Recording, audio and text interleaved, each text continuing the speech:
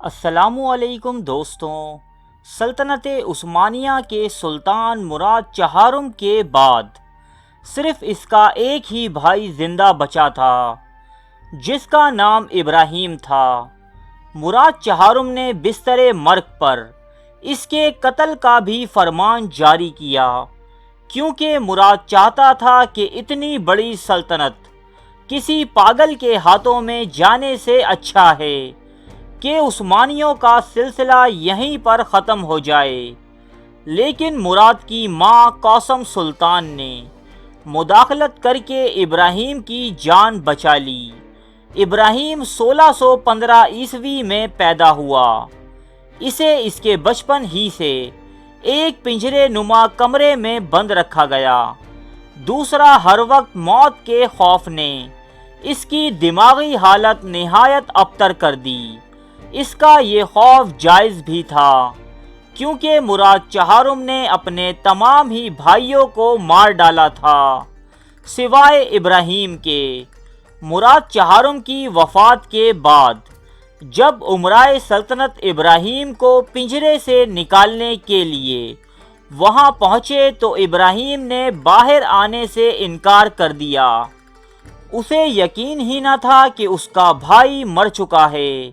بعد ازاں قاسم سلطان کے یقین دلانے پر وہ پنجرے سے باہر آیا اور شاہی حرم میں داخل ہوتے ہی ناچنے اور گانے لگا۔ سلطان ابراہیم تخت نشین ہوتے ہی اپنے اندر 23 سالوں سے دبی ہوس کو پورا کرنے کی خاطر سر سے پاؤں تک عیاشیوں میں ڈوب گیا۔ اس تمام عرصہ قاسم سلطان اپنے بیٹے کی جگہ حکومت کرتی رہی، اس لیے قاسم سلطان خود ابراہیم کے لیے کنواری اور موٹی لڑکیوں کا انتخاب کیا کرتی۔ یہ بہت ہی دلچسپ بات ہے دوستوں کہ سلطان ابراہیم کو موٹی عورتیں دیوانگی کی حد تک پسند تھیں، جبکہ اس کی عیاشی کا یہ عالم تھا کہ محل میں کام کرنے والی کوئی بھی غلام لڑکی اس کے ہاتھوں سے محفوظ نہ تھی۔ یہ جس پر ہاتھ رکھ دیتا اس لڑکی کو جرأت نہ ہوتی کہ اسے انکار کر دے۔ سلطان ابراہیم اپنی تمام کنیزوں کو محل کے باغ میں جمع کر کے انہیں کپڑے اتارنے کا حکم دیا کرتا۔ اس کے بعد انہیں لاتے مارتا، گھسیٹتا اور ان کی بے حرمتی کیا کرتا۔ ایک مرتبہ سلطان ابراہیم کی گندی نظر مفتی اعظم کی حسین و جمیل بیٹی پر پڑ گئی اور ابراہیم نے اسے شادی کا پیغام بھیجا۔ مفتی اعظم جو اپنے زہد و تقوی میں ساری ریاست میں مشہور تھے، ابراہیم کی تمام حرکتوں سے باخبر تھے، اس لیے اس رشتے سے انکار کر دیا گیا۔ ابراہیم اس انکار پر ایسا چراغ پا ہوا کہ اس نے مفتی اعظم کی بیٹی کو اغوا کروا کر کئی دن اپنے محل میں قید رکھا۔ جب اچھی طرح اس کی جوانی کو نوچ چکا تو اسے واپس اس کے باپ کے حوالے کر دیا۔ 1641 عیسوی میں ابراہیم کی ایک کنیز طورحان کے ہاں ایک لڑکے شہزادے محمد کی پیدائش ہوئی۔ یہاں ابراہیم نے اپنے بیٹے کی خدمت پر مامور اس کی آیا کو بھی نہ بخشا۔ وہ آئی تھی اس کے بیٹے کی دیکھ بھال کی خاطر، لیکن جلد ہی حاملہ ہو کر شاہی حرم میں منتقل ہو گئی۔ سلطان کی ان حرکتوں پر ایک مرتبہ اس کی لڑائی طورحان خاتون سے ہوئی۔ ابراہیم ایسا غصے میں آیا کہ اس نے طورحان کے ہاتھوں سے اپنے بیٹے محمد کو چھین کر تالاب میں پھینک دیا، لیکن خوش قسمتی سے شہزادے محمد کی جان بچا لی گئی۔ اس کے بعد سلطان ابراہیم کے محل کی مختلف کنیزوں سے کئی بچوں کی ولادت ہوتی رہی۔ ایک مرتبہ ابراہیم اپنے وزیر کبودان یوسف پاشا سے ایسا خوش ہوا کہ اس سے اپنی 3 سالہ بیٹی فاطمہ کی منگنی کر دی، مگر اگلے ہی سال غضبناک ہو کر اسے موت کے گھاٹ اتار دیا۔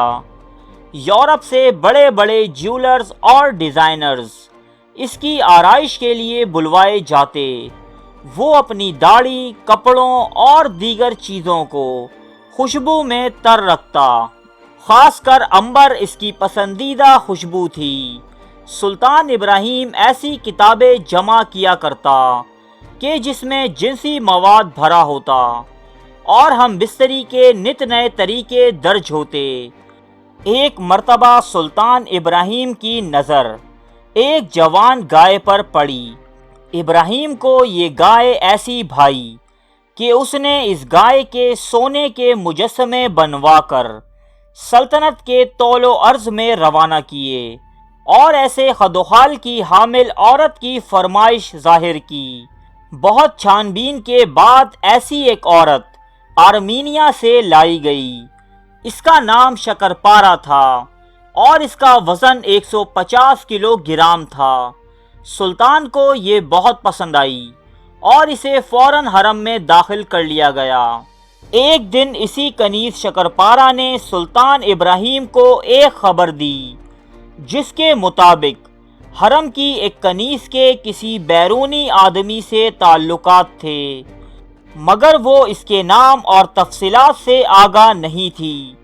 یہ سن کر ابراہیم 3 دن تک مسلسل غضبناک رہا۔ اس دوران اس کے کم سن بیٹے محمد نے ابراہیم کے ساتھ ایک چھوٹا سا مذاق کیا، جس پر تیش کھا کر سلطان نے اپنے ہی بیٹے محمد کے چہرے پر ایک ایسا وار کیا کہ اس کا نشان مرتے دم تک محمد کے ساتھ رہا۔ حرم کے نگراں خواجہ سرا نے مطلوبہ کنیز کی نشاندہی کی خاطر بہت سی کنیزوں پر تشدد کیا، مگر وہ ناکام رہا۔ اب سلطان ابراہیم نے یہ فیصلہ صادر کیا کہ حرم کی تمام کنیزوں، جن کی تعداد 280 کے قریب تھی، سب کی سب سمندر میں پھینک دی جائیں، سوائے تورہان اور شکرپارا کے علاوہ۔ ان سب میں سے صرف ایک کنیز زندہ رہ سکی، جسے ایک فرانسیسی جہاز نے پانی سے نکال لیا تھا۔ قاسم سلطان نے شکرپارا کے بڑھتے ہوئے اثر و رسوخ کو دیکھتے ہوئے ایک دن اس کی دعوت کی اور اسے قتل کروا دیا، جبکہ سلطان ابراہیم سے کہا گیا کہ وہ شدید بیمار تھی۔ ابراہیم کے دور میں سلطنت کے گورنر ان علاقوں کے مالک بن گئے۔ عثمانی دفتروں کو بیچ کھایا گیا۔ سلطان کی عیاشیوں کے خاطر نہایت مضحکہ خیز ٹیکسز عائد کیے جاتے، جیسے کہ سلطان کی خوشبو کے لیے ایک الگ ٹیکس جس کا نام عنبر تھا۔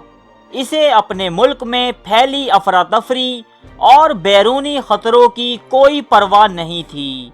ریاست کے امراء اور شرفاء اس کے ہاتھوں کا کھلونا بنے ہوئے تھے، یہاں تک کہ 1648 عیسوی میں ینیچری فوج نے تنخواہیں نہ ملنے پر بغاوت کر دی اور وزیر اعظم کو قتل کر کے سڑک پر لٹکا دیا گیا۔ اس کے ساتھ ساتھ مفتی اعظم نے، جو خود بھی سلطان کے عتاب کا شکار ہوا تھا، اس نے سلطان ابراہیم کے خلاف فتویٰ جاری کر دیا اور سلطان ابراہیم کو معزول کر کے ایک مرتبہ پھر سے اسی پنجرے میں بند کر دیا گیا۔ اس کی جگہ اس کے کم سن بیٹے محمد کو تخت پر بٹھا دیا گیا۔ سلطان ابراہیم اب اس قید خانے میں دن رات رویا کرتا اور اس کی آوازیں دور تک سنائی دیتیں۔ اس کے حق میں بغاوت ہو جانے کے پیش نظر ینیچری نے اس کے پنجرے میں جا کر اسے قتل کر دیا، جہاں وہ مرتے مرتے رحم کی بھیک مانگتا رہا اور خدا رسول کے واسطے بھی دیتا رہا۔ لیکن افسوس کہ اسے خدا اور رسول اس وقت یاد نہ آئے جبکہ وہ تخت پر براجمان تھا اور لوگوں کو شدید عذاب میں مبتلا کیا کرتا۔ قتل کے بعد اسے مسجد آیا صوفیہ میں اس کے چچا سلطان مصطفیٰ اول کے پہلو میں دفن کر دیا گیا۔ ارے فرینڈز، ایک منٹ، آپ ایسے ہی جا رہے ہیں؟ اتنی محنت سے ویڈیو بنائی ہے، ایک لائک تو بنتا ہے نا۔ اور دوسرا یہ کہ آپ ہمیں اتنی بڑی دنیا میں دوبارہ کیسے ڈھونڈیں گے؟ تو اس کا حل یہ ہے کہ آپ ہمارے چینل کو سبسکرائب کر لیجئے اور اس بیل کے آئیکن کو کلک کر دیجئے۔ اس طرح ہمارے آنے والی تمام ویڈیوز آپ تک پہنچتی رہیں گی۔ ارے ڈریے مت، یہ بالکل فری ہے۔